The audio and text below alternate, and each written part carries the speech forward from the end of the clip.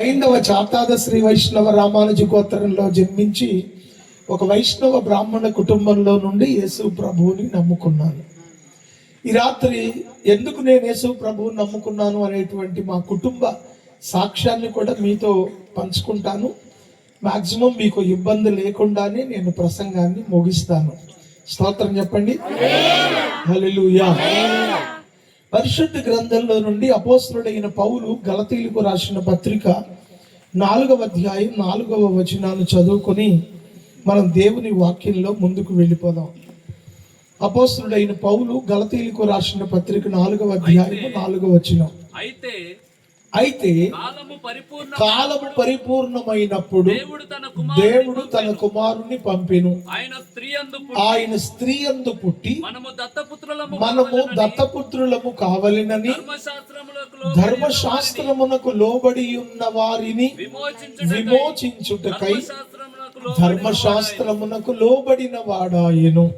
చిన్న ప్రార్థన. సర్వకృపానిధి మీకు వందనాలు, కృతజ్ఞతలు, స్తోత్రాలు చెల్లిస్తున్నాను నాయనా. మరి ఈ ప్రాంతంలో నీ ప్రియ బిడ్డలు మరి నాయన విజయపాల్ గారి కుటుంబాన్ని మీరు నిలబెట్టుకొని ఈ రాత్రి ఈ కూడిక మీరు ఏర్పరిచినందుకు స్తోత్రాలు. ఈ దాసుని కుటుంబాన్ని, ఇచ్చిన బిడ్డలను మీరు ఆశీర్వదించండి. వేదిక మీద ఉన్న సభలో ఉన్న దైవజనులు, దైవ సేవకురాళ్ళు అందరినీ కూడా మీరు దీవించండి. చేరి వచ్చిన నీ ప్రజలందరినీ వాక్యము చేత దర్శించండి. అల్పుడను, కొద్దివాడను, నిష్ప్రయోజకుడను నన్ను మరుగుపరిచి మీరు మాట్లాడి మహిమ పొందండి. యేసు నామంలో ప్రార్థిస్తున్నాము తండ్రి, ఆమేన్. ప్రియమైన దేవుని సంగమా, దేవుని ప్రజలారా, మనం చదువుకున్నటువంటి దేవుని వాక్యంలో దేవుడు ఎందుకు ఈ లోకానికి మానవునిగా రావలసి వచ్చింది అనే సంగతిని అపోస్తలుడైన పౌలు గలతీ పట్టణంలో ఉన్నటువంటి సంఘానికి వ్రాసినటువంటి ఆ ఉత్తరంలో స్పష్టంగా వివరంగా చెప్తా ఉన్నాడు. చాలా మందికి యేసు ప్రభు యొక్క పుట్టుక వెనక చాలా అనుమానాలు ఉంటాయి. సాధ్యమైనంత వరకు నేను మీకు వాటిని మీ ముందుకు తీసుకొని వచ్చి మీ సందేహ నివృత్తి చేసే ప్రయత్నం చేస్తాను. నేను దేవుని మాటలు శ్రద్ధగా వినండి. ఒకవేళ వినేటువంటి దేవుని మాటల ద్వారా మీకేదైనా అనుమానం, సందేహం లాంటిది కలిగితే సభ అయిపోయిన తరువాత నేను ఇక్కడే కొంతసేపు ఇంట్లో ఉంటాను. మీరు నా దగ్గరకు వచ్చి మీ సందేహాన్ని తెలియచేయండి, నేను మీకు జవాబు చెప్తాను. ఒకవేళ ఈ రాత్రి అడగడానికి మీరు వీలు కాకపోతే విజయపాల్ గారికి చెప్పండి, మళ్ళీ వచ్చైనా నేను మీకు జవాబు చెప్తాను. స్తోత్రం చెప్పండి. సో నిరభ్యంతరంగా మీరు దేవుని మాటలు వినడానికి మీ చెవిని, హృదయాన్ని ఇవ్వండి చాలు. యేసు ప్రభు ఎలా పుట్టాడు అనేది ఒక ప్రశ్న. సరే, ఇలా ఎలా పుడతాడు? స్త్రీ పురుషుల కలయిక లేకుండా, పురుష సంయోగం లేకుండా, శుక్ల శ్రోణిత కలయిక లేకుండా మనిషి ఎలా పుడతాడు అనేది ఒక ప్రశ్న. ఆయన దేవుడైతే ఎక్కడో ఉన్నతమైన స్థలాలలో ఒక గొప్ప బ్యాక్గ్రౌండ్ కలిగిన వాడుగా ఉండాలి కదా. ఎక్కడో పశువుల తట్టులో పడుకోబెట్టడం, ఓ పేదరాలి కడుపున పుట్టడం, ప్రసవించడానికి కూడా దిక్కులేని స్థితిలో పుట్టడం ఏంటి? అంత దీన స్థితిలో ఉన్నవాడు ప్రపంచాన్ని ఏలే గొప్ప దేవుడు ఎలా అవుతాడు? ఇలా చాలా రకాల ప్రశ్నలు చాలా మందిలో ఉంటాయి. సో గలతీ పట్టణంలో మనలాగానే ఒక సంఘం ఉంది. ఆ సంఘానికి, అంటే ఆ సంఘములో ఉన్న ప్రజలకు యేసుక్రీస్తు పుట్టుక యొక్క విలువలు తెలియని వారుగా ఉన్నారు. యేసు ప్రభు దేవుడు అనేది వాళ్ళకి తెలుసు. ప్రపంచంలో కూడా చాలా మందికి యేసు ప్రభు దేవుడు అని తెలుసు, తెలియని వారు ఎవరు లేరు. కాకపోతే అమెరికా వాళ్ళ దేవుడనో, తక్కువ కులాలకు చెందిన దేవుడనో ఇలా చెప్పుకునే వాళ్ళు చాలా మంది ఉన్నారు.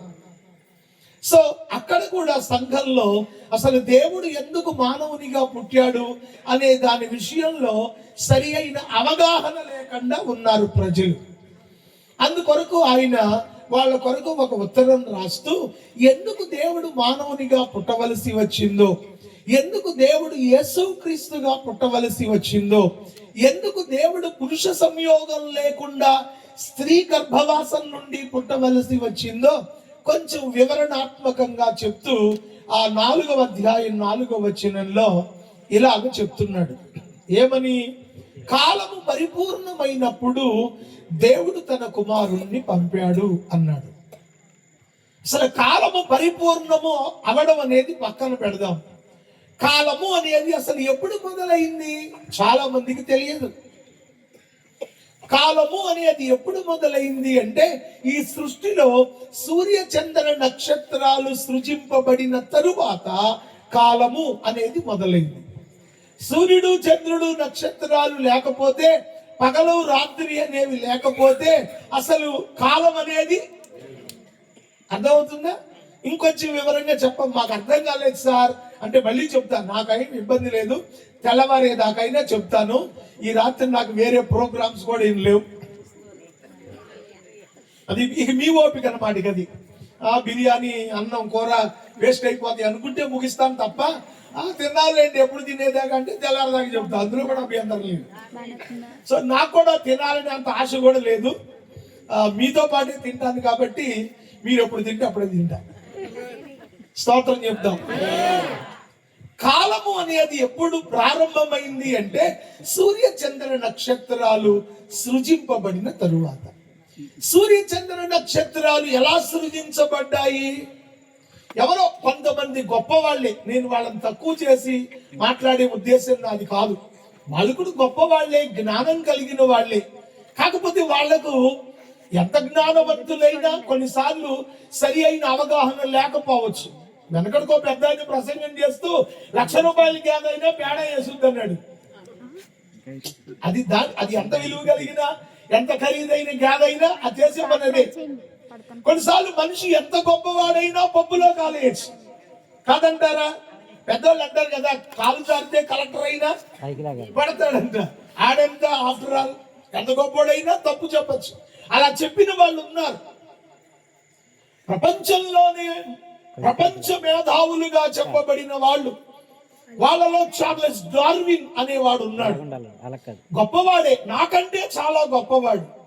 కానీ తను సంపాదించిన జ్ఞానాన్ని బట్టి ఏం చెప్పాడు సమాజానికి అంటే, దేవుడు అనేవాడు ఎవడూ లేడు, ఒక భయంకర విస్ఫోటనం ద్వారానే ఈ ప్రపంచం అంతా కలిగింది అన్నాడు. ఇక తరువాత ఈ మానవుడు అనేవాడు సముద్రంలో నీళ్లలో పుట్టినటువంటి జీవుల సంయోగ క్రియ ద్వారా కోతుల ద్వారా మనుషులు వచ్చారు అంటూ Darwin, the doctrine of Darwin అని ఒక సిద్ధాంతాన్ని చెప్పాడు. నిజమే కాబోలు, ఈ ప్రపంచంలో అసలు దేవుడు అనేవాడు ఎవడూ లేడు, ఒక విస్ఫోటనం ద్వారా సృష్టి జరిగింది. ఆ తర్వాత ఏకకణ జీవులు, ఆ తర్వాత ద్వికణ జీవులు, ఆ తర్వాత కోతులు కొన్ని వేల సంవత్సరాల తరువాత మూతి అడిగిపోయి తోక ఊడిపోతే మనిషి అయ్యాడు అన్నారు. ఇది నమ్మిన తరువాత కొంతకాలానికి డార్విన్ చావు బ్రతుకుల మధ్య చివరి దశలో మంచం మీద ఉన్నాడు. ఆయన విలేకరులను పిలిపించి చెప్పిన మాట ఏమిటంటే, నా జీవితంలో ఒక తప్పు చేశాను.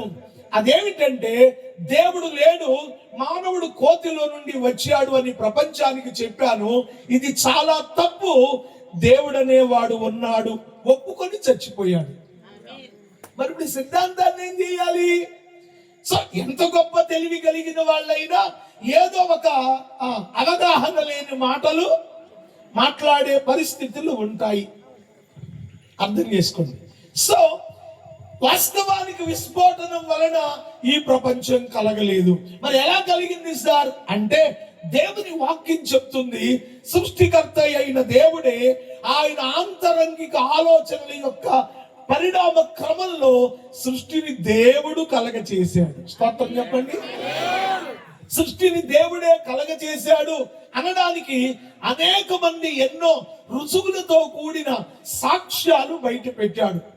మన ప్రీతమ మాజీ ప్రధానమంత్రి జవహర్లాల్ నెహ్రూ ఆయన ఆయన ఒక పుస్తకాన్ని రాస్తూ ఆయన చివరిలో ఏం చెప్పుకొచ్చాడు అంటే, ఈ ప్రపంచం అనేటువంటిది మనకు తెలియని ఒక అదృశ్య శక్తి ద్వారా నడిపించబడుతుంది అని రాసి ముగించాడు.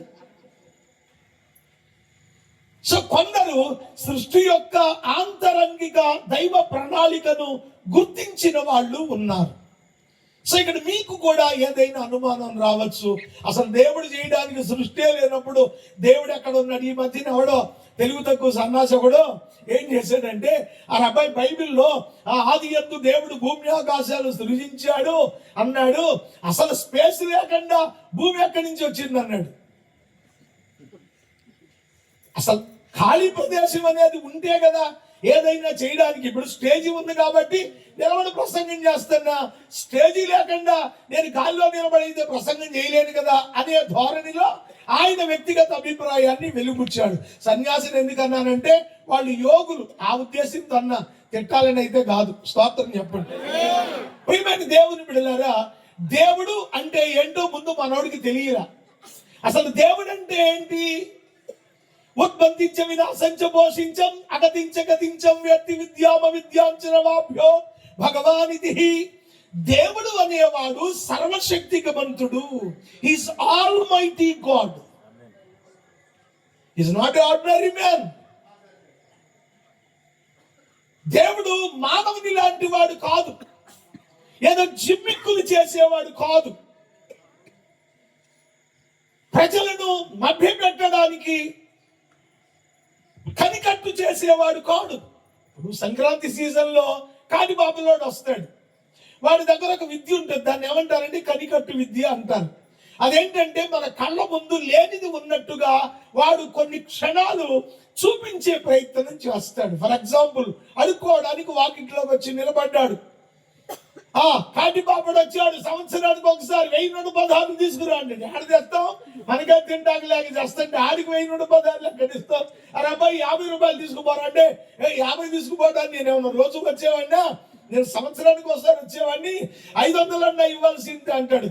లేదు అబ్బాయి, తీసుకుంటే తీసుకోపో, లేకపోతే పో అన్నాం అని అన్నాడు. వాడు ఈ పిల్లలంతా గోడతారు కదా, వీళ్ళని భయపెట్టడానికి చేతిలో ₹1 బిళ్ళ పెట్టుకొని ఆల్ రసూలల్లా కమా రసూలల్లా పత్తలుగా దర్వాజు ఖోలో అంటే చేతిలో కప్ప కనబడుతుంది. రూపాయి పోయి కప్ప కనబడితే పిల్లలు తెచ్చుకుంటే రూపాయి కప్ప అయిందని చూసారా? ఇవ్వండి డబ్బులు, బలవంతంగా 100-200 తీసుకుపోతాడు. అది కనికట్టు విద్య. అది వాస్తవంగా రూపాయి అని ఉంటది, మన కంటికి అలా కనబడుతుంది. వాడి బ్రతుకు తెరువు కొరకు వాడు నేర్చుకున్న విద్య. విజయపాల్ గారు తెచ్చిన పాస్టర్ గారు కూడా మంత్రాలు చదువుకోమాకండి, నేనేం కనికట్టు విద్య అని చెప్పట్లేదు. అది కనికట్టు మంత్రం కూడా కాదు, అది నేను వేరే మాటలు చెప్పాను. మీకు నా ప్రయత్నం మీకు అర్థం కావాలి. నేను చెప్పే మాటలు మీకు అర్థమైతే నీకు నేను చచ్చిపోయినా పర్వాలా, మీరు అవి గుర్తుపెట్టుకుంటారు. అందుకని వివరంగా చెప్తున్నాను. దేవుడు అనేవాడికి స్పేస్ కావాలి, చాట కావాలి, చెప్పు కావాలి, ఏం అక్కర్లా. ఆయన సర్వశక్తిమంతుడు. ఆయన సర్వశక్తిమంతుడు. సో సృష్టికర్త అయిన దేవుడు ఆయన అనిర్వచనీయమైన ప్రణాళికలో భాగంగా ప్రపంచాన్ని కలగచేశాడు. ఈ ప్రపంచాన్ని కలగచేసే భాగంలో ఆయన సూర్య చంద్ర నక్షత్రములను చేశాడు.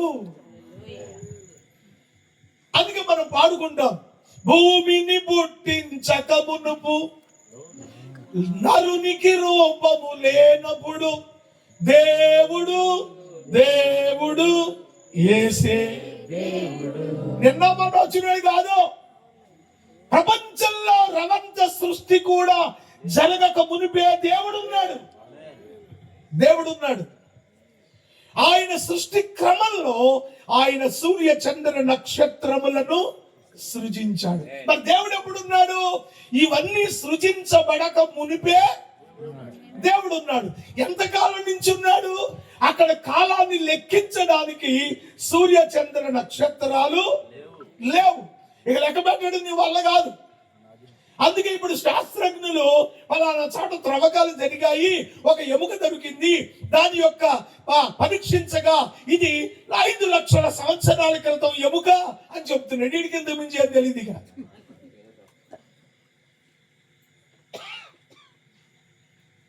వాస్తవంగా సృష్టి అనేది కొన్ని కోట్ల సంవత్సరాల క్రితం నుంచే ఉంది. ఈ సంగతి తెలియక యేసు ప్రభు దేవుడు అంటారు ఏంటండి, 2000 సంవత్సరాల క్రితం వచ్చిన దేవుడు ఎట్టయితాడు? మనకు లక్షల సంవత్సరాలు కృతయుగం, త్రేతాయుగం, ద్వాపరయుగం, కలియుగం, ఇన్ని లక్షల సంవత్సరాల చరిత్ర మనకుంటే నువ్వు వచ్చి 2000 సంవత్సరాల క్రితం దేవుడు అంటావు ఏంటంటే, ఈయన 2000 సంవత్సరాలు కాదు. ఇది తెలియాలి. దేవుడు 2000 సంవత్సరాల వాడు కాదు. ప్రపంచము సృజించబడక మునిపే ఉన్నటువంటి దేవుడు. మా అమ్మమ్మ పూజారి గారి భార్య, మా తాతగారు అంటే మా చిన్న తాతగారు తాళ్ళపూడి దగ్గర, రాజమండ్రి తాళ్ళపూడి దగ్గర రామాలయంలో పూజారి. నేను ఎక్కువ ఆవిడ దగ్గరే పెరిగాను. ప్రతిరోజు నన్ను పడుకోబెట్టేటప్పుడు జో కొడుతూ ఏదో పాటలో, పద్యాలో, కథలో చెప్తా ఉండేది. ఓ రోజు నాకు తెలియని పెద్ద ఊహ తెలిసి అడిగిన నేను కాదులే కానీ తెలియక అడిగారు, అమ్మమ్మ అసలు దేవుడు ఎట్లా పుట్టాడు, ఎలా చేశాడు అని అడిగితే ఇక నాకు నచ్చ చెప్పే ప్రయత్నంలో అసలు దేవుడు ఎలా పుట్టాడో చెప్తాను విను. మొట్టమొదటి భూమి మీద 3 గుడ్లు ఉన్నాయి. ఒక పెద్ద ఉరువు వచ్చింది. ఆ శబ్దానికి 3 గుడ్లు పగిలిపోతే 1, 2, 3 ఈ ముగ్గురు వచ్చారని చెప్పింది. సో నేను ఎవరిని బాధ పెట్టే ఉద్దేశం లేక మీకు మర్మయుక్తంగా చెప్తున్నాను. నా కాన్సెప్ట్ మిమ్మల్ని బాధ పెట్టడం కాదు, మీకు అర్థమయ్యేటట్టు చెప్పడమే నా ఉద్దేశం. ఇక నాకు అప్పటికి సరిగా అర్థం కాని వయసు, చిన్నపిల్లని కదా. నేను అన్నాను, అసలు ఈ 3 గుడ్లు పగిలి ముగ్గురు వచ్చారన్నా కానీ ఈ గుడ్లు పెట్టింది ఎవరన్నాను నేను. మా అమ్మమ్మకి తెలియదు ఆ సంగతి. గుడ్లు పగిలితే ఎవరు వచ్చారో చెప్పగలదు కానీ అసలు గుడ్లు ఎవరు పెట్టారో తెలియదుగా. తెక్కబిలేసిన తెక్కసచ్చినాడు పడుకొని ఒకటేసి నెత్తి మీద ఏడ్చి పడుకుని అయిపోయింది, తెల్లారిపోయింది. ఈనాడు ప్రపంచం మానవ జాతిని విజ్ఞాన దిశగా నడిపించకపోగా వారు కల్పించిన కల్పన కథలలో వీళ్ళ జీవితాలను అలా కప్పి భ్రమలో బ్రతికేటట్లు చేస్తుంది. లేదు సార్, నాకు సత్యం తెలియాలి అనేటువంటి జిజ్ఞాస మీలో ఉంటే ఒక్కసారి బైబిల్ చదివే ప్రయత్నం చేయండి. నేను మిమ్మల్ని మతంలోకి రమ్మనలేదు, బాప్తిస్మం తీసుకోమనలేదు, ఏం చెప్పట్లా. చదవండి. First you can read and study. Sir చదివి దాన్ని అర్థం చేసుకునే ప్రయత్నం చేయండి. సత్యం ఎలా ఉంటుందో మీకు అర్థమవుతుంది. ఆ సృష్టికర్త అయిన దేవుడు సూర్య చంద్ర నక్షత్రాలు కలగజేస్తే ఆ రోజున కాలము అనేది మొదలైంది. అంతకు ముందు లేదు కాలం. ఈ మొదలైన కాలం ఎప్పుడు పరిగణలోనికి తీసుకోబడింది? దేవుడు సూర్యచంద్ర నక్షత్రాలు, ఆకాశ పక్షులు, అడవి మృగాలు, సముద్ర జలచరాలు ఇవన్నీ చేసిన తరువాత దేవుడు నేల మంటి చేత మానవుణ్ణి, ఆ మొదటి మానవునికి తోడుగా ఒక స్త్రీని అతనిలో నుండి తీసి కలగ చేశాడు. ఈ ఆది దంపతులే ఆదాము, హవ్వ. ఏదోలండి బైబిల్ నమ్ముకున్నావు కాబట్టి బైబిల్లో మాటలు చెప్తావు అనేవాళ్ళు మీరు ఎవరైనా ఉంటే, ఇది బైబిల్లోనే కాదు, మీ చేతిలో ఉన్న శాస్త్రంలో కూడా ఈ సంగతి ఉంది. మీరు చదువుకోగలిగితే చదువుకోండి. పుస్తకం మాకు కావాలి అంటే Gollapudi Veeraswamy book store, Kotagummam centre రాజమండ్రిలో ఉంది, తెచ్చుకోండి. నేను చెప్తా, ఇబ్బంది ఏం లేదు, తెలుసుకోండి. సో ఆదాము అవ్వ అనబడినటువంటి ఆది మానవులు చేసిన పాపానికి ప్రతిఫలంగా వారు ఏదెనులో నుండి బయటకు గెంటి వేయబడ్డారు. ఎందుకు? దేవుడు అనేవాడు పరిశుద్ధుడు. దేవునిలో పాపము అనేది ఏది ఉండకూడదు. కామ క్రోధ లోభ మోహ మద మత్సరములు అనబడినటువంటి అరిషడ్ వర్గాలు మానవుని మీద ఏలుబడి చేసేటువంటి ఆ తమో గుణాలు ఏవైతే ఉన్నాయో అవి మనిషిలో ఉంటాయి. కోపము, అసూయ, ద్వేషము, వ్యభిచారం, తప్పు, సరే దొంగతనం, ఇవన్నీ మనిషిలో ఉంటాయి తమో గుణాలు. ఎందుకు? మానవుడు జన్మతః పాపి. శాస్త్రంలో జన్మనో జాయితే శూద్రః కర్మణో జాయితే ద్విజః. నువ్వే మతంలో ఉన్నా నీలో పాపము అనేది నీ జన్మలోనే నిక్షిప్తమై నువ్వు చచ్చేంత కాలం నీ వెంట వస్తూ ఉంటుంది. సో పాపిగా మానవుడు ఉండొచ్చు కానీ పాపిగా దేవుడు ఉండకూడదు. ఎందుకు? ఆయన పాపి, నేను పాపి అయితే జోగి రాసుకుంటే బూడిదే రాలుద్దిగా. కాబట్టి నేను పూజించేవాడు నాకంటే శ్రేష్ఠుడు, పవిత్రుడు, పరిశుద్ధుడు, పాపము లేనివాడై ఉండాలి. పాపము లేనివాడు దేవుడు కనుక పాపము చేసిన ఆదాము అవ్వలను దూరంగా పంపించేశాడు. అలాగే ఏదేను నుండి ఆదాము అవ్వలు గెంటి వేయబడిన తరువాత కాలము అనేది లెక్క కట్టారు. అది దాని అర్థం. కాలం ఎప్పుడు లెక్క కట్టారు? అంతకుముందు లెక్క కట్టడానికి లేదు. ఏదేను వెన నుండి ఆదాము అవ్వలు బయటకు గెంటి వేయబడిన తరువాత కాలం లెక్క కట్టారు. లెక్క కట్టిన కాలము పరిపూర్ణమైనప్పుడు దేవుడు ఈ లోకానికి మానవునిగా రావలసి వచ్చింది. అంటే ఆదాము దగ్గర నుండి యేసుక్రీస్తు వరకు 4000 సంవత్సరాలు. కాలము లెక్కించబడిన 4000 సంవత్సరాలకు కాలము పరిపూర్ణమైంది. పరిపూర్ణమైనప్పుడు దేవుడు కన్య గర్భాన పుట్టడానికి ఇష్టపడి లోకానికి వచ్చాడు. అందుకే పౌలు అంటాడు, కాలము పరిపూర్ణమైనప్పుడు దేవుడు తన కుమారుని పంపెను. ఇక్కడ దేవుడు తన కుమారుణ్ణి పంపడం అనే దగ్గర కూడా చాలా మంది తికమక పడతా ఉన్నారు, సతమతం అయిపోతున్నారు. యెహోవా తండ్రి అయితే, యేసు ప్రభు కొడుకు అయితే, ఆ తర్వాత వచ్చింది పరిశుద్ధాత్మ అయితే ఇది ఎట్లా సాధ్యం? ఇది సాధ్యపడేది కాదు కదా. సో క్రైస్తవులు చెప్పేదానికి సరి అయినటువంటి అర్థం లేదు. అక్కడ సరి అయినటువంటి అవగాహన మరలా చెప్తున్నాను. దేవుడు తన కుమారుని పంపెను. దేవుడు తనకు మారుని పంపెను. తనకు మారుగా, ఇది దాని తాత్పర్యం. కొడుకు కాదు,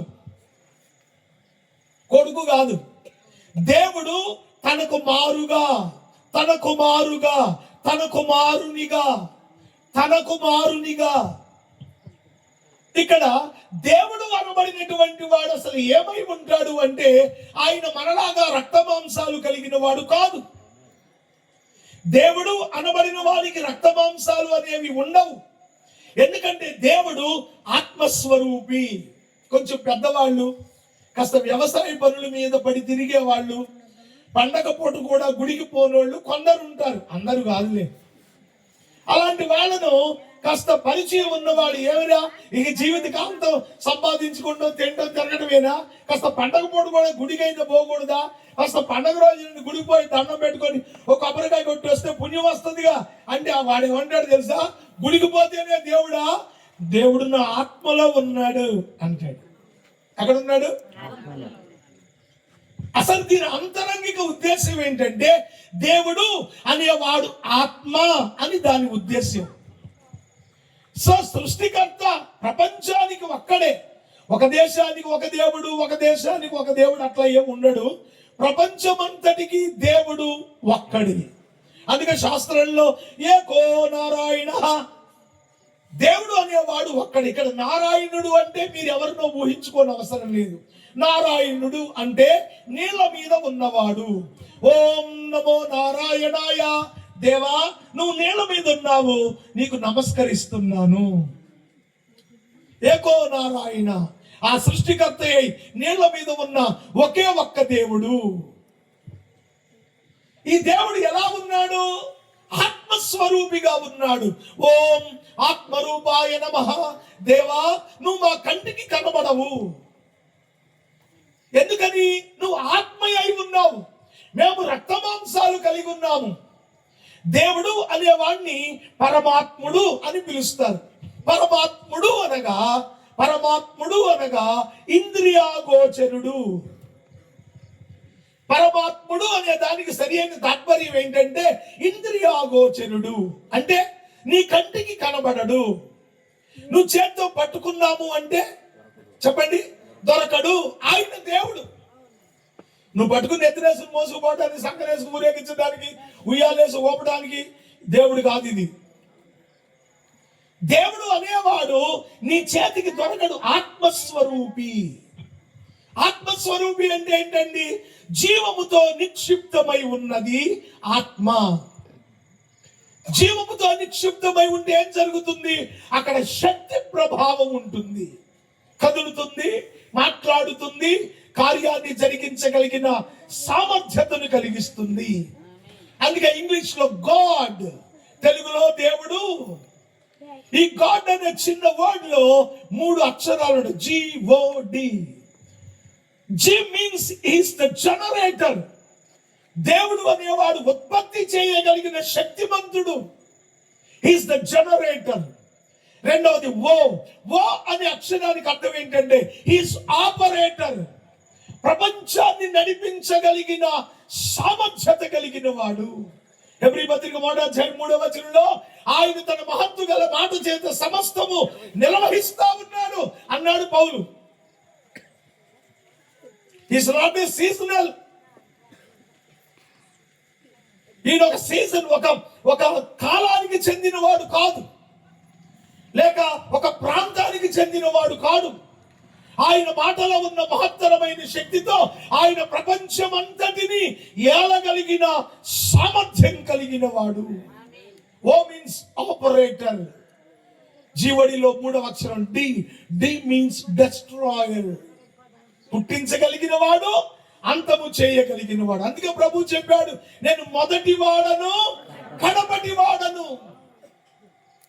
ఆయన ప్రపంచమునకు ఆదియు అంతమునై ఉన్నటువంటి వాడు దేవుడు. ఈయన పరమాత్ముడు. నీ కంటికి కనబడడు, నీ చేత్తో పట్టుకోవడానికి నీకు ఆయన దొరకడు. ఆయన దేవుడు. ఈ సృష్టికర్త అయిన ఆత్మస్వరూపి అయినటువంటి ఆ దేవాది దేవుడట ఈ ప్రపంచాన్ని చేసి, ప్రపంచంలో మానవులను సృజించి, వారు పాపము చేయగా ఏదేను నుండి గెంటివేసి ఆ పాపములో బ్రతుకుతున్న మానవ జాతిని ఉద్ధరించడానికి, మానవ జాతి యొక్క పాప ప్రక్షాళన చేయడానికి ఇప్పుడు దేవుడు మానవునిగా రావలసి వచ్చింది. ఎందుకు మానవునిగా రావలసి వచ్చింది అంటే, మానవునిగా రావడానికి, మానవుడు పాపం చేయడానికి మధ్యలో ఉన్న కాలంలో కొన్ని సంఘటనలు, there is some special incidences, కొన్ని సందర్భాలలో కొన్ని సంఘటనలు జరిగాయి. ఇప్పుడు వాటిని నేను మీ ముందుకు తీసుకొస్తాను. ఆదామవ్వలు పాపం చేశారు. వాళ్ళలో ఉండి కయ్యూను, హేబేలు, ఇలా 1, 2, 3, 4, 100, 1000, లక్షలు ప్రజలు విస్తరించారు. ప్రజలు విస్తరించిన కొలది పాపం కూడా విస్తరించింది. లోకంలో సామెత ఉంది, మంది ఎక్కువైతే మజ్జిగ పలచన అవుతుంది అనే సామెత ఉంది కదా. ప్రజలు పెరిగే కొద్దీ పాపం కూడా పెరుగుతుంది. అందుకే శాస్త్రంలో జన్మనో జాయితే శూద్ర కర్మణో జాయితే ద్విజ అన్నది మన పూర్వీకులు. పుట్టుకతోనే మనుష్యుడు పాపిగా పుట్టి పాపంలో బ్రతుకుతున్నాడు. ఈ పాపములో ఈడవబడుతున్న మానవ జాతి పాపమును బట్టి మరణించి నరకము లేక పాతాళము లేక అగ్నిగుండము అనేటువంటి ఒక భయంకరమైన శిక్షా స్థలానికి వెళ్ళిపోతున్నారు. దేవుడు స్వర్గాన్ని నరకాన్ని రెండిటిని కలగచేశాడు. పుణ్యం చేసిన వారు స్వర్గానికి, పాపం చేసిన వారు నరకానికి వెళ్ళాలని దేవుడు శిలాశాసనాన్ని రాశాడు. ఇప్పుడు స్వర్గం పోవడానికి ఎవరైనా ఉన్నారా అంటే, లోకంలో నీతిమంతుడు లేడు, ఒక్కడు. రోమాపత్రికలో పౌలు గారు చెప్పాడు 3:23 అయితే, ఏ భేదమును లేదు, అందరూ పాపము చేసి దేవుడు అనుగ్రహించు మహిమ. ఇక్కడ మీరు అనుకోవచ్చు, అందరూ పాపం చేయటం ఏంటి సార్? ఒకవేళ నువ్వు పాపం చేసావేమో, యేసు ప్రభువుని నమ్ముకున్నావు, మా ఊరు వచ్చి చెబుతున్నావు.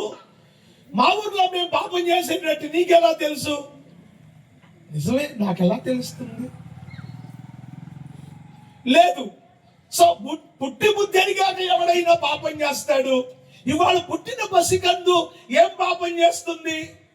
ఆ పసికందుకు పాపాన్ని నువ్వు ఎలా ఆపాదిస్తావు అని నువ్వు నన్ను అడగచ్చు. ఇక్కడ పాపము అనగానే ఏదో దొంగతనము, నరహత్య, వ్యభిచారము ఏదో చేశాడని కాదు. పుట్టిన పసిగుడ్డు ఏ పాపం చేస్తుందండి? అపరిశుభ్రం తెలియని పసికందుకి ఏం తెలుసు? లోకం తెలియని ఆ చంటి బిడ్డకు పాపం ఎలా తెలుస్తుంది? మరి వాళ్ళలో పాపం ఎందుకు ఉండదు కదా అనుకునే మనకి బైబిల్ ఏం చెప్తుందంటే, పాపాలు 2 రకాలు. ఒకటి జన్మ పాపము, రెండవది కర్మ పాపం.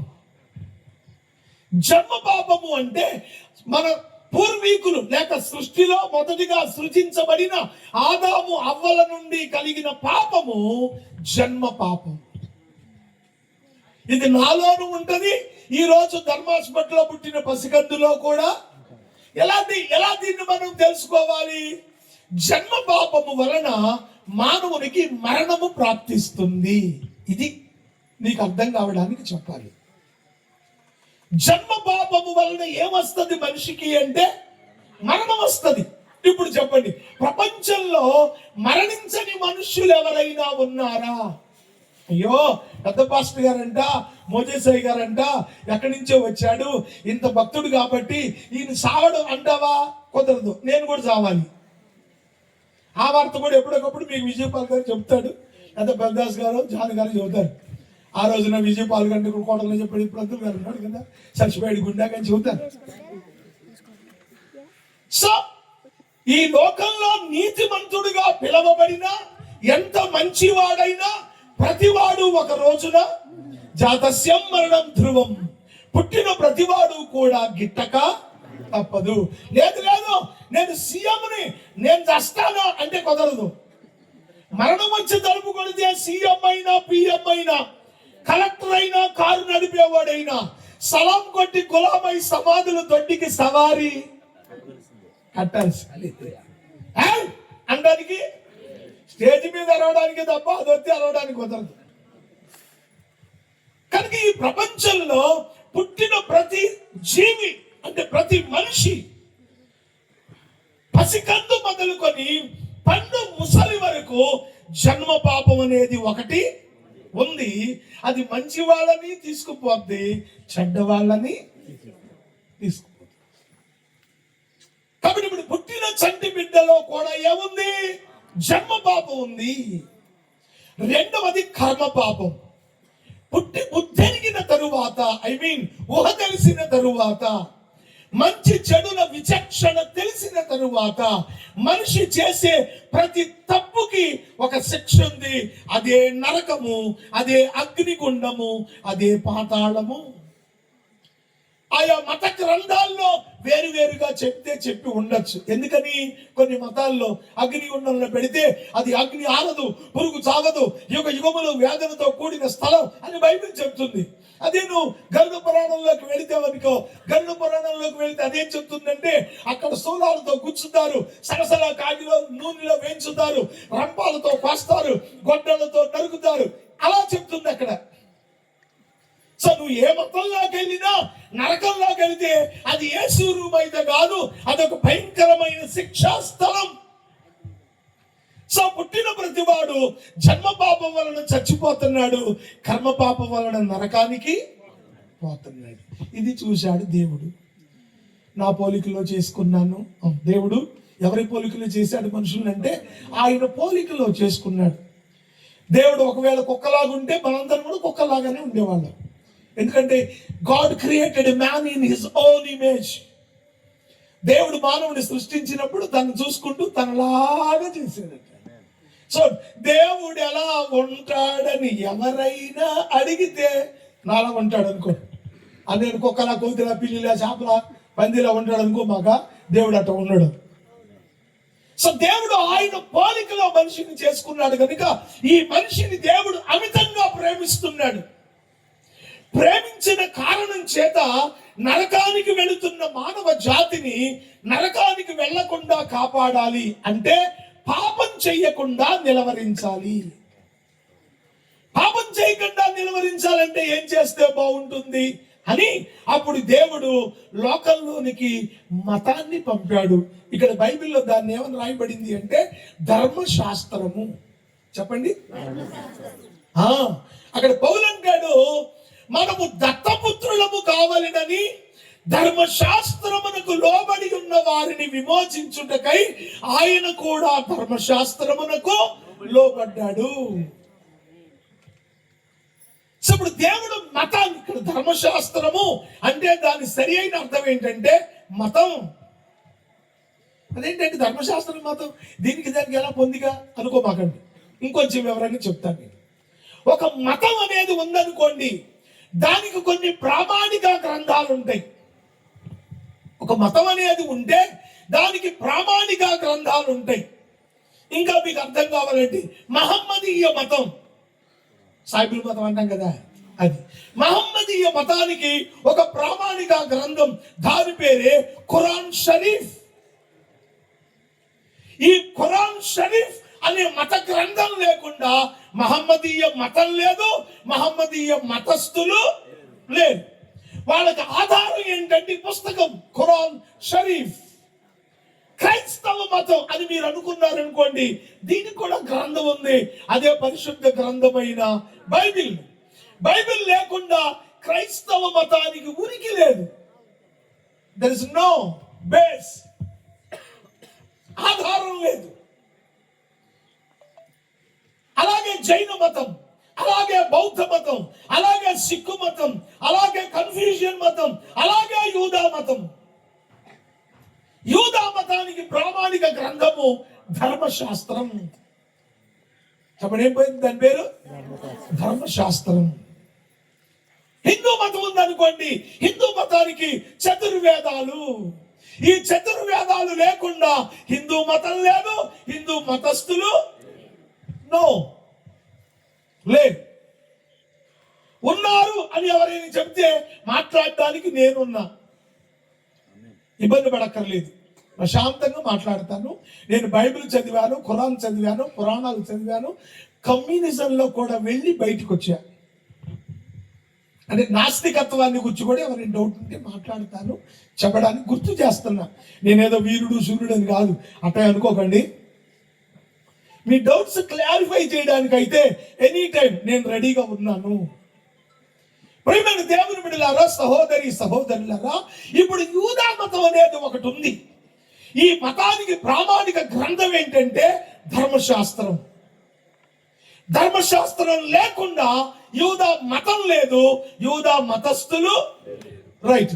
ధర్మశాస్త్రం ఎక్కడి నుంచి వచ్చింది అంటే సాక్షాత్తు దేవుడైన యెహోవా సీనాయి పర్వతం మీద ఇశ్రాయేలీయుల కొరకు మోషే ద్వారా ధర్మశాస్త్రాన్ని ఇచ్చాడు. ఎవరిచ్చారు? దేవుడే. చెప్పండి, ఎవరిచ్చారు? దేవుడు. ఎవరికి ఇచ్చాడు? ఇశ్రాయేలీయులకు. ఎక్కడిచ్చాడు? సీనాయి కొండ మీద. ఎవరి కొరకు ఇచ్చాడు? ఇశ్రాయేలీయులకు. ఎవరి ద్వారా ఇచ్చాడు? మోషే ద్వారా ఇచ్చాడు. ఏమిచ్చాడు? ధర్మశాస్త్రం. ధర్మశాస్త్రం అంటే ఏంటి? మతము.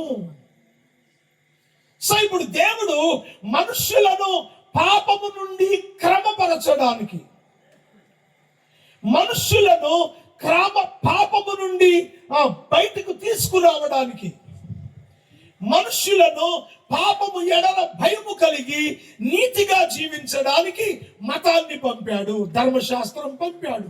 అందులో 10 ఆజ్ఞలు, అనేకమైన నీతి సూక్తులు దేవుడు పొందుపరిచాడు. నువ్వు దొంగతనం చేయొద్దు, నరహత్య చేయొద్దు, వ్యభిచరించవద్దు, పొరుగుదాన్ని ఆశించవద్దు, నీ తల్లిదండ్రులను సన్మానించు, నువ్వు ఖచ్చితంగా భక్తి చేయాలి. ఇలా అనేక సంగతులను ఉదాహరిస్తూ వీటిని కనుక మీరు పాటించకపోతే మీరు శిక్షించబడతారు అని చెప్పాడు.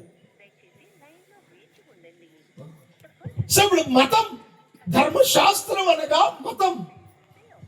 ఇక్కడ నేను మీకు చెప్పదలసింది ఏంటి అంటే, మతం అనేది మంచిది. అది మహమ్మదీయ మతమా, బౌద్ధ మతమా, హిందూ మతమా, ఏ మతమైనా కానీ మతం చెడ్డది కాదు. నువ్వు ఏ మతంలో ఉన్నావో నీ మతం మంచిదే. ఎందుకు? ఏ మతమైనా నీతిగా బ్రతకమనే చెప్తుంది తప్ప చెడిపోమ్మని ఎవడు. తాగుబోతాడైన కొడుకున్నారే తాగమారా అంటాడు, వీడు తాగడం మాంతాడో లేదు తర్వాత సంగతి.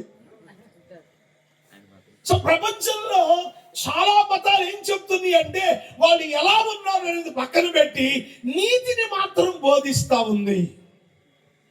సో ఈ యూదా మతం వీళ్ళకి చెప్పింది ఏమిటి అంటే, అబ్బాయి మీరు పాపం చేశారు, మీ పాపాన్ని బట్టి మీరు నరకానికి పోతారు, ఇక పాపం చెయ్యకుండా ఉంటే నా దగ్గరకు వస్తారు. పాపం చెయ్యకుండా ఉండడానికి మీ పాపముల నుండి మీరు విమోచింపబడాలి. You need redemption. మీకు విమోచన అనేది చాలా అవసరము. సో ఈ పాపము నుండి మీరు విమోచింపబడడానికి ఏం చెయ్యాలి అంటే, ఒక నిర్దోషమైన గొర్రెనో, ఒక నిర్దోషమైన మేకనో, ఒక నిర్దోషమైన పావురాయినో, ఒక నిర్దోషమైన దూడనో తెచ్చి చంపాలి. దాన్ని నరికి ఆ రక్తాన్ని నా ముందు ప్రోక్షించాలి. అప్పుడు నేను మీ పాపాన్ని క్షమిస్తాను, ఇక మీరు నీతిమంతులు అవుతారు, ఇక మీరు పాపం చేయకుండా ఉంటే నా దగ్గరికి వచ్చేస్తారు. కాబట్టి మీరు పాపం చేయకుండా ఉండడానికే ఈ మతాన్ని మీకు ఇచ్చాను. ఇక పాపం చేయకుండా ఉండడానికి ఈ జంతువులను చంపి మీ పాపాలు కడుక్కోండి అన్నది మతం. ఈనాడు మన దేశంలో ఒక మేజర్ రిలీజియన్ గా, ఇంకా చెప్పాలంటే మనందరం కూడా హిందూ మతంలో నుండే యేసు ప్రభు అనే ఒక మార్గంలోనికి వచ్చాము. ఒకవేళ ఇక రాని వాళ్ళు ఉన్నారా? నేను మిమ్మల్ని ప్రేమిస్తున్నాను, నేను మిమ్మల్ని ద్వేషించడం లేదు. ఎందుకు? నేను మీలో నుండి యువతలకు వచ్చాను, నేను కూడా ఒకప్పుడు మీ వాడినే.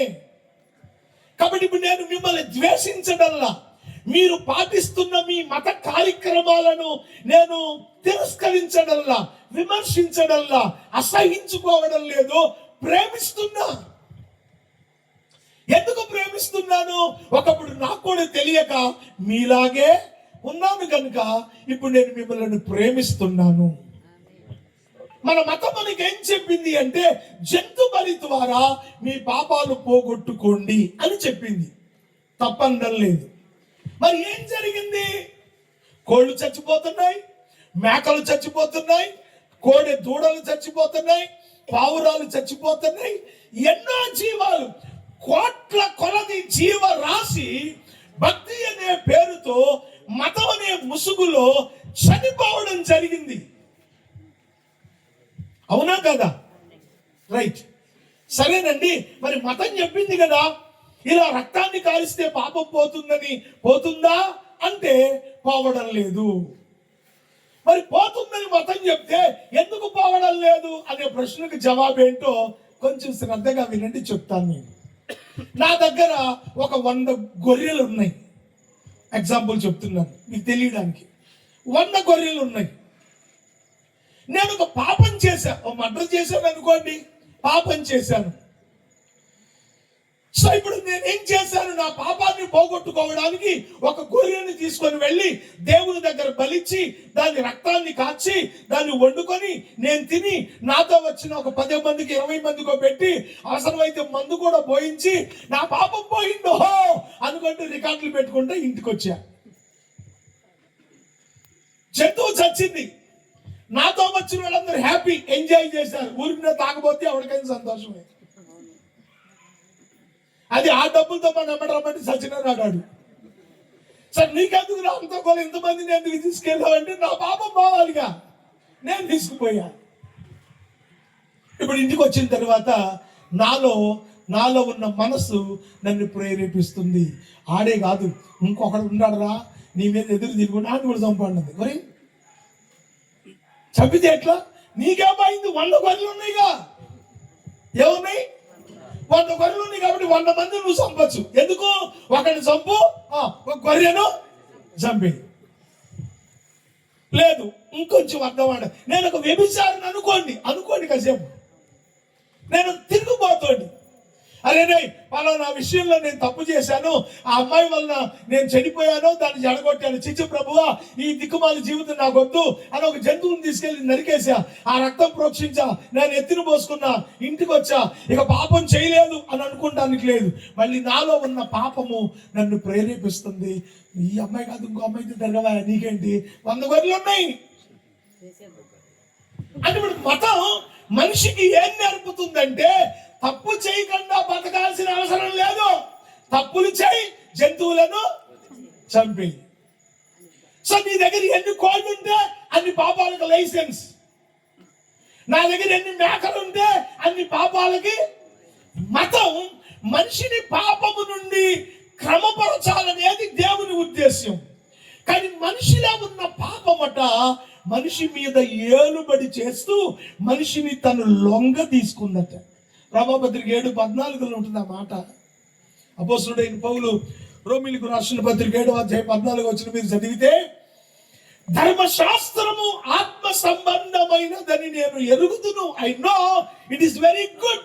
ధర్మశాస్త్రము ఆత్మ సంబంధమైనదని ఎరుగుదుము. ధర్మశాస్త్రం అనేది మంచిదని నాకు తెలుసు. అయితే నేను పాపమునకు అమ్మబడిపోయాను. ఇది అసలు సంగతి. ఎందుకు ఇన్ని కోళ్ళు మేకలు చేస్తున్నాయి అంటే, మనిషి తన ముందున్న మతం మంచిదే అయినా, అర్థం చేసుకోండి, మతం మంచిదే అయినా వీడిలో ఉన్న పాపం మతం చెప్పేదాన్ని పాటించడం లేదు. పాపం చేస్తున్నాడు, జంతువుని చంపుతున్నాడు. ఇక మతం ఏం చేస్తుంది? మతం ఎంతవరకు నిన్ను బాగు చేస్తుంది? ఎన్నిసార్లు నిన్ను గద్దిస్తుంది? ఎందుకు ఇలా జరుగుతుందండి? మరొక జంతువుని చంపి మంచిగా బతకచ్చు కదా, బతకడానికి అవకాశం లేదు. అక్కడ అంటాడు, నేను పాపమునకు అమ్మబడ్డాను. I'm a స్లేవర్. నేను ఒక బానిసగా బ్రతుకుతున్నాను. పాపము అనేది నీ బ్రతుకులో ఉన్నది అంటే నువ్వు పాపానికి బానిసగా బతకడం తప్ప ఆ జైల్లోంచి బయటకు వచ్చే అవకాశం ఇక లేదు. అందుకే ఒక్కొక్కడు తాగుతూ కొంతకాలం తర్వాత మానేస్తారు. మానేస్తే ఊరు వాళ్ళందరికీ సంతోషమే. ఇక్కడ కాపురం బాగుపడింది, పిల్లలు పట్టుకుని 4 మెతుకులు తింటారు అని నలుగురు అనుకునే రోజులు మళ్ళీ సారా కొట్టుకెళ్ళాడు.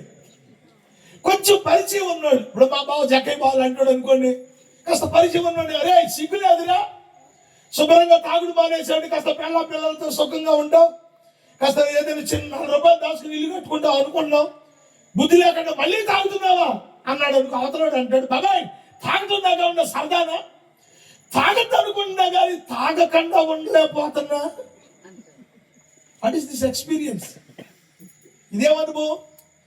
తాగద్దు అనుకుంటున్నాడు కానీ మళ్ళీ తాగుతున్నాడు, తిరగద్దు అనుకుంటున్నాడు కానీ మళ్ళీ తిరుగుతున్నాడు. ఎందుకే దౌర్భాగ్యపు జీవితం జీవిస్తున్నాడంటే ఇతడు పాపమునకు బానిస. పాపము అనేది నీలో జన్మతః వచ్చేసింది. అది నీలో నుంచి బయటకు పోయే అవకాశం లేదు. అది నీతో పాటే పెరుగుతూ అది నిన్ను లొంగ తీసుకొని నిన్ను ఒక బానిసగా చేసి తనకి ఇష్టం వచ్చినట్లు నిన్ను ఆడిస్తుంది. ఇది అసలు సంగతి. మరి ఇప్పుడు మతం ఏం చేస్తుంది?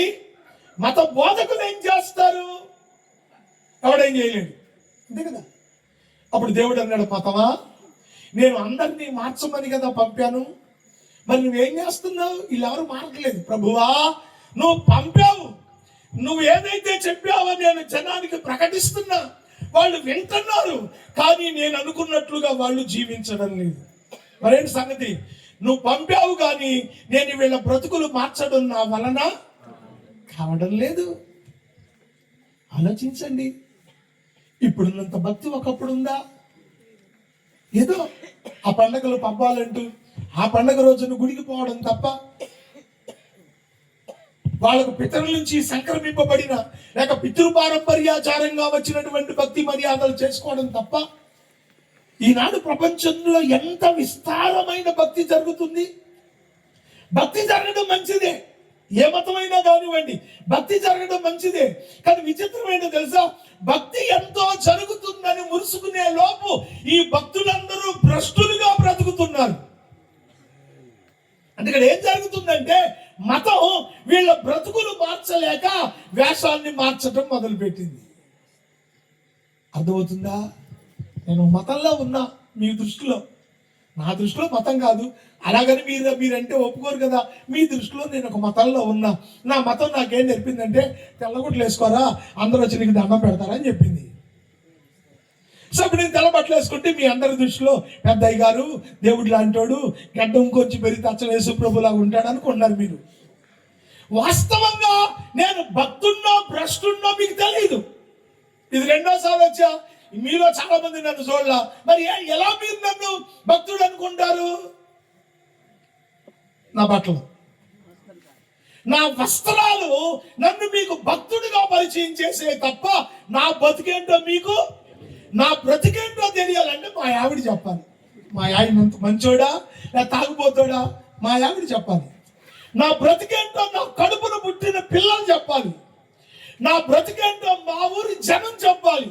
నా బతికేంటో నా ఇంటి పక్కన ఉన్నోడు చెప్పాలి, నా బ్రతికేంటో నా సంఘంలో వాక్యం వినే నా విశ్వాసులు చెప్పాలి. ఇది అసలైన సాక్ష్యం. ఇక్కడికి వచ్చి నేను చెప్పేది మా సాక్ష్యం కాదు, అది రియల్ టెస్ట్ మనీ. అదవుతుందా? మరి ఏం తెలియపోయింది? మీరు ఎందుకు దండం పెడుతున్నారంటే గొడవలు చూసి, ఎందుకు మించలేదు. సో ఈనాడు ప్రపంచం ఎలాగైపోయిందంటే వీళ్ళు వేసుకునే వస్త్రాలు సమాజానికి భక్తులుగా కనపరుస్తుంది మతం. నేను తెల్ల వేసుకున్నానండి, ఇంకొకటి నల్ల వేసుకున్నాడు, ఇంకొకటి ఎర్ర వేసుకున్నాడు, ఇంకొకటి పసుపు వేసుకున్నాడు, ఇంకొకటి గోధుమ రంగు వేసుకున్నాడు, ఇంకొకటి పచ్చ వేసుకున్నాడు, ఇంకొకటి ఎవడే రంగు బట్టలు వేసుకున్నా బతుకులు మారలా. నీ బ్రతుకు మార్చలేని, నీ వస్త్రాలు మాత్రమే మార్చి, నీ వేషాన్ని మాత్రమే మార్చి నీ బ్రతుకు మార్చలేని మతం waste. Am I right or wrong? చెప్పండి, రైట్ ఆ రాంగా? అది ఏ మతమైనా. నేను మరలా చెప్తున్నా, నేను విశ్లేషణ దృష్టితో మీకు సత్యం తెలియాలనే తపనే తప్ప ఇది విమర్శన దృష్టి కాదు. నువ్వు ఏ మతంలో ఉన్నా నీ బ్రతుకు మార్చలేని, నీకు శాంతిని ఇవ్వలేని, నీకు సమాధానం ఇవ్వలేని ఆ మతం నీకెందుకు? కాబట్టి దేవుడు అన్నాడు, మతమా నేను నిన్ను పంపిన పని నువ్వు చేయలేకపోయావు, కాబట్టి ఇప్పుడు నేనే వస్తున్నా అన్నాడు. అప్పుడు దేవుడు ఒక శరీరంలోనికి రావడానికి ఒక ప్రణాళికను తయారు చేశాడు. లిఖ్వా గోప్తారాం మహత్కమౌదతిన కుర్యంతి అవ్యాయానో పర్వతాసీన్. ఆ సృష్టికర్త అయిన దేవుడు కన్య గర్భాన పుట్టి పశువుల శాలలో పరుండ పెట్టబడ్డాడు. ఆయనే నిజమైన దేవుడు. ఈ ప్రపంచంలో కన్య గర్భాన పుట్టిన వాడు, పశువుల శాలలో పరుండ పెట్టబడిన వాడే దేవుడైతే ఆయన యేసు ప్రభు మాత్రమే. స్తోత్రం చెప్పండి. ఇంకెవరు ఈ లేఖనాన్ని నెరవేరుస్తూ అలా పుట్టిన వాళ్ళు లేరు. ఉన్నారు అంటే నేను సవినయంగా మీతో మాట్లాడే ఉద్దేశంతోనే మీ ముందు నిలబడ్డాను. సో ఇక్కడికి వచ్చేటప్పటికి ఇక్కడ మీకు కొన్ని సందేహ నివృత్తి చెయ్యాలి. ఎలా అనగా, కాలము పరిపూర్ణమైనప్పుడు దేవుడు తనకు మారుగా ఆయన వస్తున్నాడు. తనకు మారుగా అంటే ఆయన ఆత్మస్వరూపి, ఏ రూపం లేదు, నిరాకారుడు, ఆత్మస్వరూపి. తనకు మారుగా ఒక శరీరంలోనికి ఆయన రాబోతున్నాడు. ఇక్కడ దేవుడు ముగ్గురు కాదు, ఒక్కడే. ఆత్మస్వరూపి అయిన దేవుడు మానవ పాప ప్రక్షాళన కొరకు, మత బంధకాల నుంచి విముక్తి కలిగించడానికి ఒక శరీరంలోనికి దిగివచ్చిన దేవుడు ఆత్మ. ఆ ఆత్మే అపోస్తలుల కార్యాలు 2వ అధ్యాయంలో మేడగదిలోనికి దిగి వచ్చిన పరిశుద్ధాత్మ. ఎప్పుడైనా దేవుడు ఆత్మే శరీరంగా మనం చూడకూడదు. క్యాలెండర్ మీద క్రిస్మస్ రోజున యేసు ప్రభు తొట్లో ఉన్న బొమ్మ ఉంటే అక్కడికి వెళ్ళి దండం పెట్టకూడదు. ఆ బొమ్మలో దేవుడు కాడు, దేవుడు లేడు. ఎందుకంటే దేవుడు ఎప్పుడూ కూడా ఆత్మ ఆత్మ ఆత్మ ఆత్మ. సో ఇప్పుడు సృష్టికర్త అయినటువంటి దేవుడు మనుషుల యొక్క పాపము నుండి విమోచించాలి. ఎలా విమోచిస్తాడు? శాస్త్రం చెప్పింది, యజ్ఞోపపతి, యజ్ఞము చేయటం ద్వారా రక్షించబడతారు. ఇది శాస్త్రం. ధర్మశాస్త్రం ఏం చెప్పింది? రక్తము చిందించకుండా మానవుని పాపము తీసివేయుట అసాధ్యం. ఓ మనిషి, నీలో ఉన్న జన్మ కర్మ పాపముల నుండి నీకు విముక్తి కలగాలి అంటే నీ కొరకు ఒక పవిత్రమైన రక్తము చిందించబడాలి. మరి లోకంలో నీతిమంతులు, పరిశుద్ధులు లేరుగా, మరి పవిత్రమైన రక్తం ఎక్కడి నుంచి వస్తుంది? అందుకే ఆత్మారాం యజ్ఞం కృత్వా ప్రాయశ్చిత్తః. సృష్టికర్త అయిన దేవుడే కన్య గర్భాన పుట్టి ఆయన యజ్ఞం చేస్తాడు. ఆయన కాల్చే రక్తం ద్వారా మానవులకు విమోచన కలుగుతుంది. ఇప్పుడు దేవుడు చేయాలి యజ్ఞం. నువ్వు నేను చేస్తే కుదరదు. నువ్వు నేను 10 మంది చుట్టూరు కూర్చొని కట్టి తగలబెడితే మనుషులకు మోక్షం రాదు. దీన్ని దేవుడే చెయ్యాలి. మరి దేవుడికి శరీరం ఉందా? లేదు. ఇప్పుడు ఆ శరీరాన్ని దాల్చడం కొరకై ఒక స్త్రీని ఎన్నుకున్నాడు. ఎందుకు? స్త్రీ పురుష సంయోగము పాపము, శుక్ల శ్రోణిత కలయిక పాపం. కనుక ఇప్పుడు దేవుడు పరిశుద్ధుడిగా రావాలి. అందుకని దేవుడు ఆ కాలంలో ఒక కన్యకను చూశాడు. పురుషుని ఎరుగని ఒక కన్యకను ఎన్నుకున్నాడు. ఆమె పేరే మరియా. ఈమె పవిత్రురాలు, పాపము ఎరుగనిది, ఏ పురుషుని కూడనిది, వివాహము కొరకు ప్రదానము చేయబడి వివాహం కొరకు ఎదురు చూస్తున్న ఒక భక్తిపరురాలు మరియా. అందుకే బైబిల్ ఆమెను ధన్యురాలు అన్నది. చెప్పండి, షీఈస్ బ్లెస్డ్ ఉమెన్. ధన్యురాలైనటువంటి స్త్రీ. ఆమెలో ఏ విధమైన లోపము పాపము లేకుండా పవిత్రమైన జీవితం జీవిస్తూ ఉండగా దేవుడు తన ఏంజెల్ దేవదూత గబ్రియేలును పంపించి, ఇదిగో నీ గర్భవాసంలోనికి నేను వస్తున్నాను అనగా ఆత్మ ఆమె గర్భంలోనికి రావడానికి దేవుడు ఒక ప్రణాళికను తయారు చేశాడు. సో ఆమె గర్భంలోనికి దేవుని ఆత్మ దిగిరాగా ఆత్మకు ఆమె శరీరాన్ని పొదిగింది. The nature of women, the nature of women. ఇప్పుడు మీకు చిన్న కంపారిజన్ చెప్తాను. ఇప్పుడు పొలం ఉందనుకోండి, పొలం అంతా పక్కన పెట్టేసి ఆ స్థలంలో ఒక చెరుకు ముక్క పెట్టండి. ఏ మొక్క వస్తుంది? చెరుకు మొక్క. దాని పక్కన ఒక వంగ మొక్క పెట్టండి. ఏమొస్తుంది?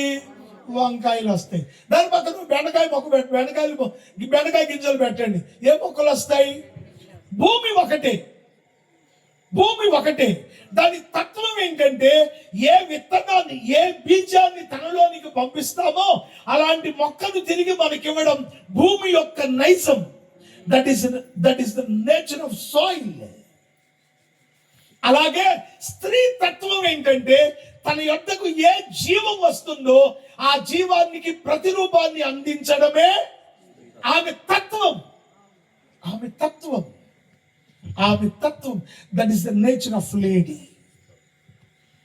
ఒక్కొక్కసారి పిల్లలు ఆడుకుంటా ఉంటే, అరే వీడు వెంకటరావు కొడుకు కదా, వాళ్ళ నాన్న అక్కడ లేడు, ఆయన చూడగానే వీడు వెంకటరావు కొడుకు కదా నేను చెబుతాం. వెంకటరావుకు దొడ్డికాళ్ళు అనుకో, వీడికి కూడా దొడ్డికాళ్ళు వస్తాయి. వెంకటరావుకు సూరు చుట్టూ అనుకో, వీడికి కూడా. ఏంటిది? ఆడి గుణగణాలు, వాడి పోలికలు. వసే నేను ఎట్టగా దొడ్డికాళ్ళని పుట్టాలనుకో, ఈడు కూడా దొడ్డికాళ్ళని అన్నవే అన్న, నువ్వు ఎట్టుంటే అట్ట పుడుతున్నా నేనేమంటా అడదాలి ఆవిడ. అట్ట పుడితేనే రైట్, పుట్టకపోతే రాంగ్. రైట్? సో ఇప్పుడు ఆమె పరిశుద్ధంగా ఉంది. ఆమె గర్భవాసంలోనికి పరిశుద్ధాత్మ రాగా ఆత్మకు ఒక శరీరాన్ని బతికితే ఆయన పరిశుద్ధుడు.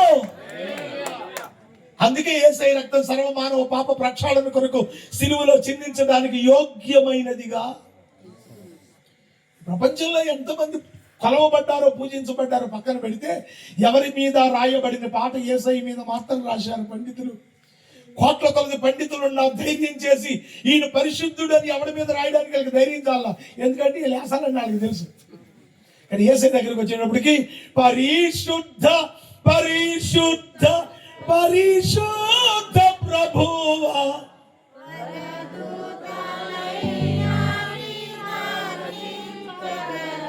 వెనకాల మాటలు సెలెక్కుపోయినట్టుంది.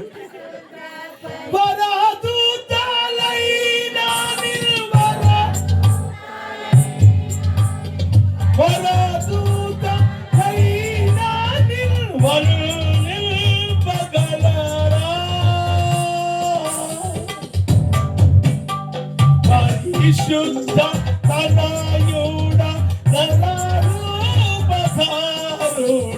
పరిశుద్ధ నరరూపధారుడ, కరుణను రక్షించు కరుణాసము, కరుణను రక్షించు కరుణను, కరుణను రక్షించు కరుణాసముద్ర. హల్లెలూయా.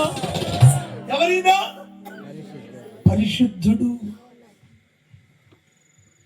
పాపము ఏమాత్రము లేనివాడు. ప్రపంచంలో ఈయనలో పాపమున్నదని ఏ ఒక్కడు ఏలెత్తి చూపించడానికి సాహసించని వాడు. ఇక్కడ ఇంకో సంగతి కూడా చెప్పాలి.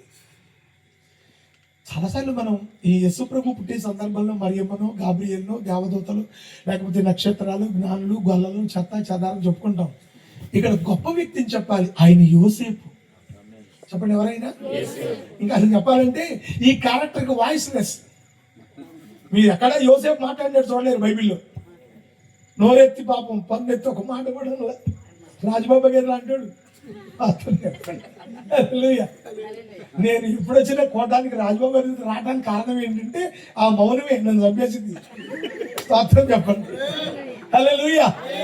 ప్రియమైన దేవుని బిడ్డలారా, యోసేపు ఉన్నాడు. యోసేపుకు మరియను ప్రధానం చేశారు. ప్రధానం అంటే పెళ్లిలో మొదటి ఘట్టం, రెండవది పెళ్లి విందు. సో ఇప్పుడు మొదటి ఘట్టం ప్రధానం అయిపోయింది. ప్రధానం అయిపోయినటువంటి యోసేపుకు వార్త వచ్చింది, అబ్బాయి పెళ్లి చేసుకుంటానికి పలానా అమ్మాయిని ప్రధానం చేసుకున్నావే, ఆ అమ్మాయి నెల తప్పింది అంటారు. మగాడికి ఎలా ఉంటుందండి? ఎంత భయంకరమైన బాధ,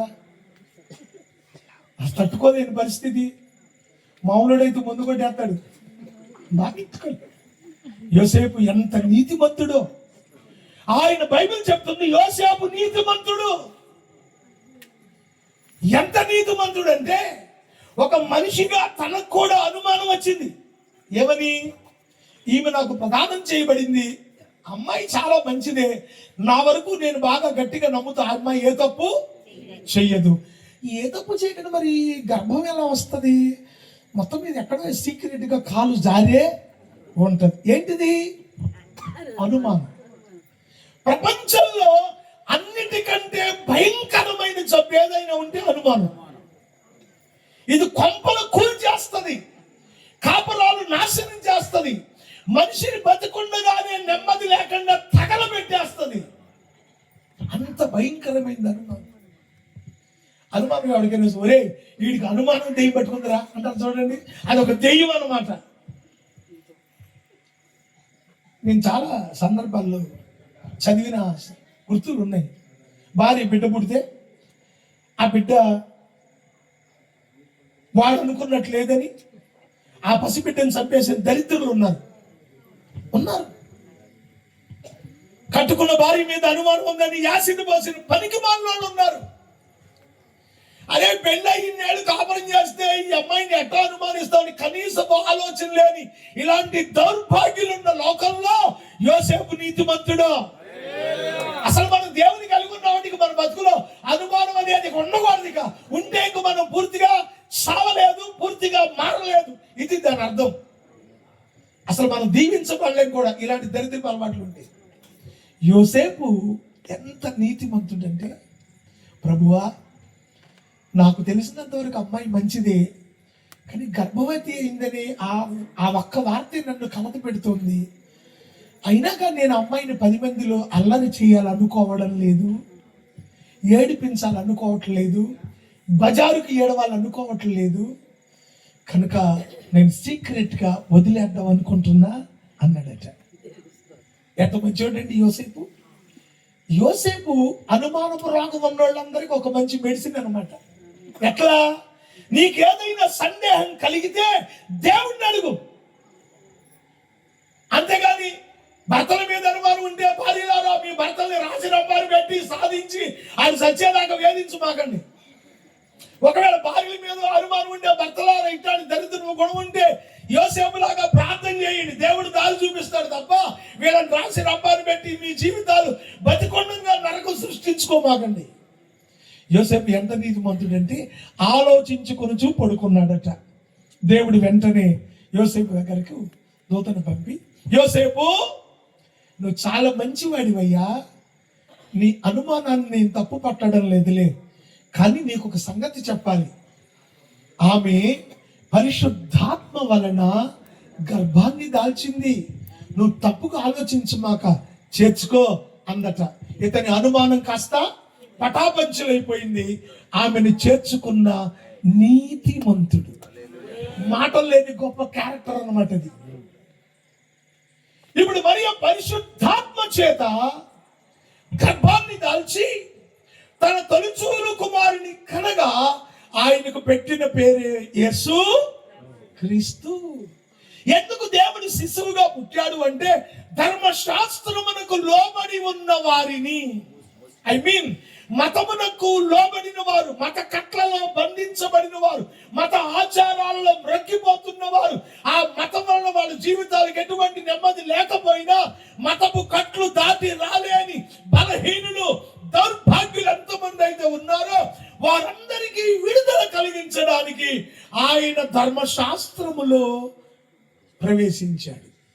మతం ఏం చెప్పిందో దాన్ని పూర్తిగా నెరవేర్చి, మతము యొక్క చమరాంకం బలి కాబట్టి ఆయన సిలువలో యజ్ఞమైపోయాడు. స్తోత్రం చెప్పండి, హల్లెలూయా.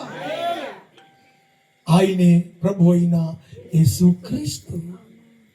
ఎవరు ఆయన ఆశ్రయిస్తారో, ఎవరు ఆయన హృదయంలో చేర్చుకుంటారో, ఎవరు ఆయనను పరిపూర్ణంగా నమ్ముకుంటారో వాళ్ళ మీద ఉన్న ప్రతివీన పాపపు శాపపు మతపరమైన బంధకాలను తెంచి అట్టి జీవితాలకు విడుదలనిచ్చి వాళ్ళ బ్రతుకులు నిజమైన క్రిస్మస్ గా మార్చి వాళ్ళ జీవిత కాలమంతా సంతోష సమాధానాలను కలిగజేస్తే సమాధానకర్తయగు అధిపతి యేసయ్య.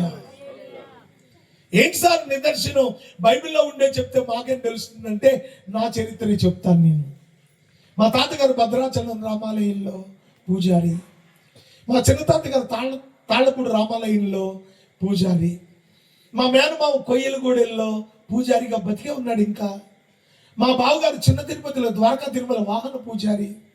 మాది కృష్ణా జిల్లా చలపల్లి మండలంలో పురుటిగడ్డ శివాలయం వెనక వీధిలో మా ఇల్లు.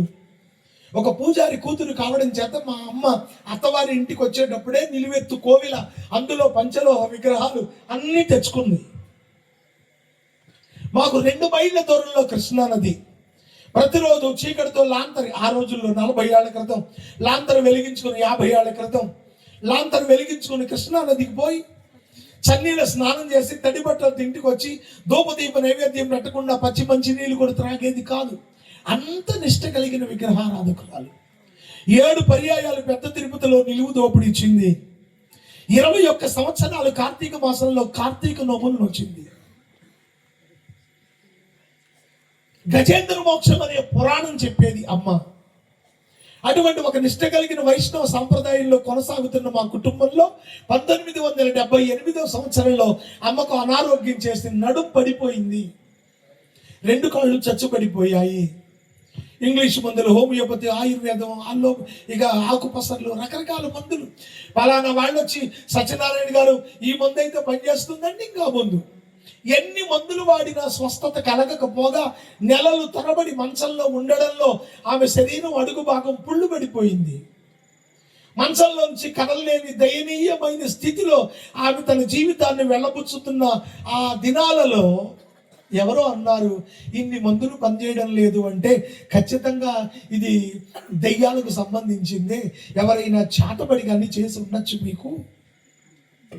మాకెవరు చేతపడి చేస్తారు? మాది స్వతహాగా కృష్ణా జిల్లా కాదు, నాన్నగారిది వెస్ట్ గోదావరి అత్తిని సొంతూరు, అమ్మది మచిలీపట్నం. అక్కడికి వెళ్ళి స్థిరపడ్డారు. అక్కడ మాకు శత్రువులు ఎవరు లేరు. అసలు నాన్నగారు అజాత శత్రువు, ఆయన ఎవరితో గొడవకు పోయేవాడు కాదు. అసలు గొడవ అంటే చాలా భయం నాన్నగారికి. ఇంకెవరు చేస్తాడు మాకు చేతపడి? ఏమోలే, ఏ పుట్టలో ఏ పాముంది అంటారు కదండి. సరే 10 మంది అంటున్నారు కదా చూద్దామని అప్పట్లో పేరుగాంచిన భూత వైద్యుడు నృసింహాద్రి రంగయ్య గారిని నూజివీడులో ఉండేవాడు. ఆయన దగ్గర దిగిళ్ళి ఆయన తీసుకొచ్చి భూత వైద్యం చేయించారు. ఆయన అన్నాడు, భూత వైద్యం చేసి నీ భార్య మీద ఒక శక్తి ఏలుబడి చేస్తుంది, వచ్చి అమావాస్య కల్లా తీసుకుపోవచ్చు, శక్తి ఇంట్లోకి వస్తే నీ భార్య చచ్చిపోద్ది, ఇంట్లోకి రాకుండా నేను పూజ చేసి ఇంటి చుట్టూ మేకుబంది చేస్తాను అన్నాడు. ఆయన అడిగినన్ని డబ్బులు ఇస్తే ఆయన పూజ చేసి వెళ్ళిపోయాడు. ఇక అమ్మ ఇంట్లోంచి బయటికి రావడానికి లేదు. ఇక ఆమె మంచంలో ఉండే పూజలు చేసుకుంటూ ఉండేది. అక్క పెళ్ళై అత్తవారింటికి వెళ్ళిపోయింది, అన్నయ్య పెళ్ళి ఇళ్ళకి వచ్చాడు. మా అన్నయ్య అత్తగారి ఇల్లు కూడా ఈ మురమళ్ళ దగ్గర టీ కొత్తపల్లి, ఇక్కడే దగ్గరలోనే. ఇక చిన్నాడు నేను ఇంటి దగ్గర ఉండి అమ్మకి సేవ చేస్తూ ఉన్నాను. రోజులు గడుస్తున్నాయి. భూత వైద్యం, మందులు వేటి వల్ల ఉపయోగం లేదు. చివరికి ఈవిడికి ఒంటికి నీరు వచ్చేసింది. ఇక చివరిగా మా నాన్నగారు విజయవాడ కనకదుర్గ దేవస్థానంలో అమ్మ పేరు మీద పూజ చేయించి ఆ పూజ కుంకుమ తెలిసి మేము విష్ణు భక్తులు కాబట్టి నిలువు బొట్టు పెట్టారు.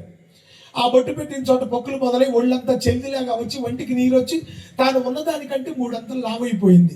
చూడ్డానికే భయానకంగా అయిపోయింది కమ్మ. మా బంధువులందరూ ఒక రౌండ్ వచ్చి చూసి వెళ్ళిపోయారు, చస్తే వస్తారు ఈ కాళ్ళు.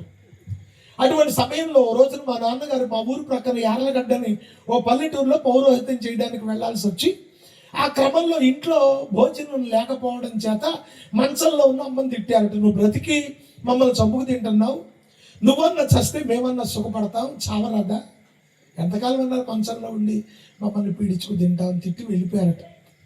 సో అంతకాలం ఓపిక పట్టినటువంటి నా తల్లి ఆ రోజున మా నాన్నగారు అన్న మాటలకు పూర్తిగా కలత చెంది, ఇక చనిపోవడం తప్ప వేరే గత్యంతరం లేదనే ఉద్దేశంతో మాకు దొడ్లో మంచినీళ్ళు బాగుంది.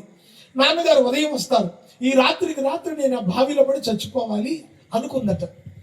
కానీ మంచం దిగలేని పరిస్థితి. మంచమే దిగలేకపోతే బావి గడికి ఎలా వెళ్తుంది?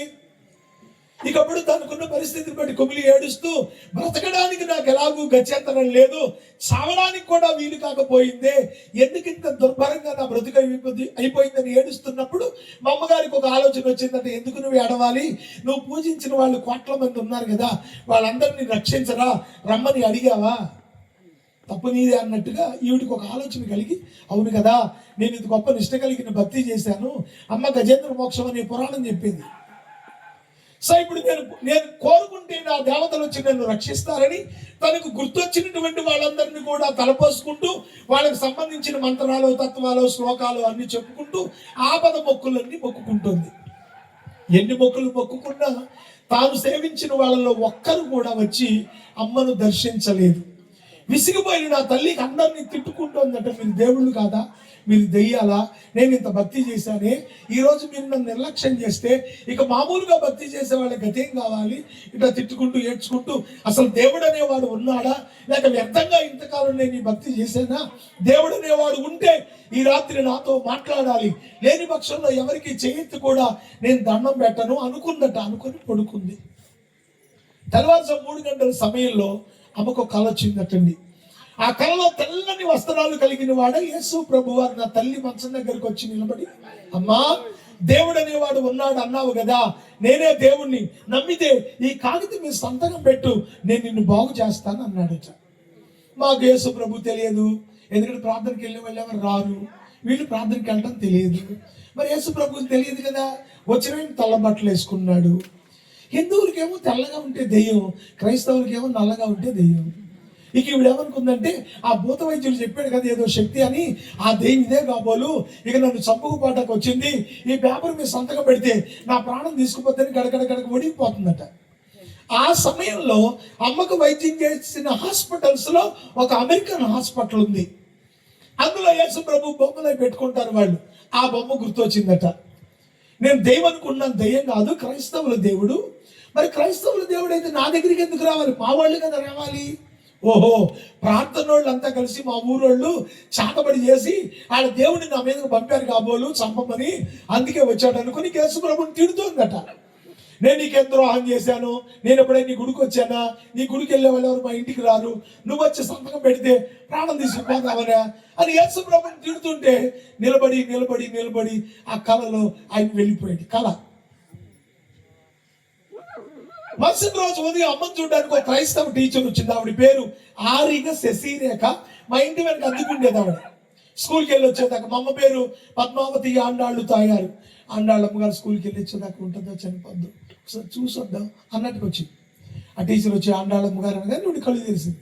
చూస్తే టీచరు క్రిస్టియన్ కదా, ముఖాన్ని బొట్లేదు. టీచర్ తోడుగా నువ్వు కళ గుర్తొచ్చింది. ఏమిటి శశిరేఖ, రాత్రి మీ దేవుడు నా కళ్ళకు వచ్చాడు, నమ్ముకో సంతకం పెట్టమని పేపర్ పెన్ ఇచ్చాడు, ఇంకా నేను సంతకం పెడితే నా ప్రాణం తీసుకుపోయేవాడేమో, అయినా మీ దేవుడు నన్ను బాగు చేయటం అయితే, మా గొప్ప గొప్ప దేవతల దేవుళ్ళు ఉన్నారు, మీ దేవుడు మనుషుల చేతిలో చచ్చిపోయినాడు, ఈవిడ ఎదురు పెట్టింది కాబట్టి.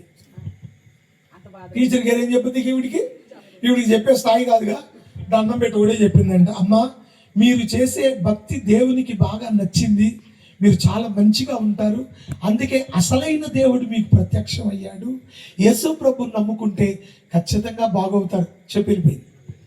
ఈవిడికి ఇష్టం లేదు. ఆ రోజు గడిచిపోయింది. మళ్ళీ సాయంత్రం నాన్నగారు పౌరోహిత్యం చేయడానికి యార్లగడ్డ అనే ఊరు వెళ్ళారు.